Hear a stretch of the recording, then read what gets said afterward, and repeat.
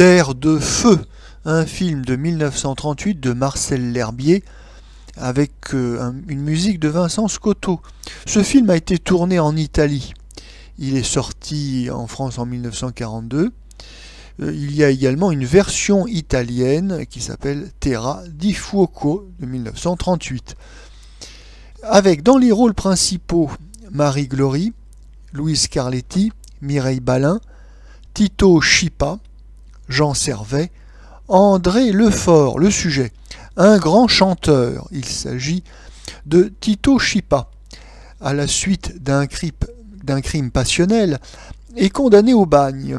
Libéré pour bonne conduite, il retrouve sa femme, Marie Glory, qui lui a toujours été fidèle, et sa fille. Il reconquiert bientôt la gloire. Le réalisateur Marcel L'Herbier adore les films de cocufiage. Il s'est fait le spécialiste des peintures de cocus magnifiques, avec des récits, si possible, totalement invraisemblables et ridicules. Alors nous avions eu le scandale en 1934, la route impériale en 1935, Veille d'armes, magnifique, en 1935, Les Hommes Nouveaux, La Porte du Large, surtout en 1936, et puis là nous sommes en 1938 avec Nuit de feu.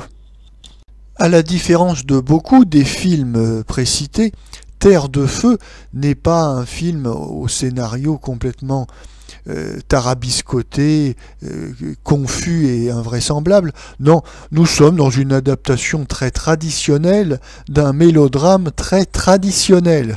C'est donc un spectacle assez ennuyeux. Ennuyeux car, à son habitude, la mise en scène de Marcel L'Herbier est très raide, très froide.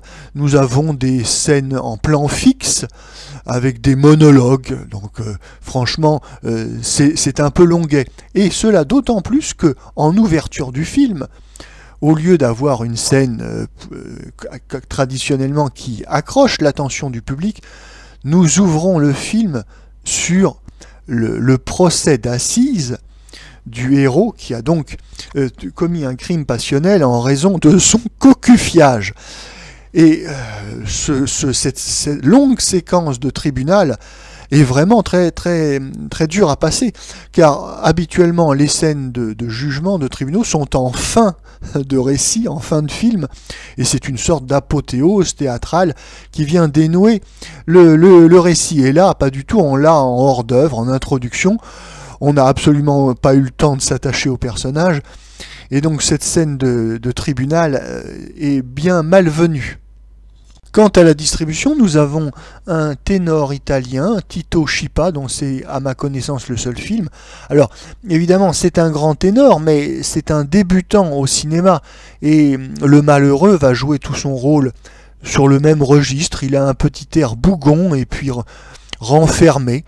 Bon, on peut rien lui reprocher, ça n'est pas son métier d'être acteur de cinéma, mais il n'est guère convaincant. Et puis nous avons en premier rôle féminin Marie Glory, dont c'est l'un des derniers films. Elle est en fin de carrière et elle défend son rôle comme elle peut, mais il faut bien dire que le sujet ne se prête pas à de grandes prestations d'actrice. Il en est de même de Mireille Balin qui semble s'ennuyer. Oui, elle est totalement éteinte, mais on ne peut rien lui reprocher, encore une fois, puisque c'est Marcel L'Herbier, le grand responsable. Sa mise en scène, encore une fois, est photographique, terne, et ennuyeuse, longue, des longs plans fixes, enfin bref, ça ne va pas.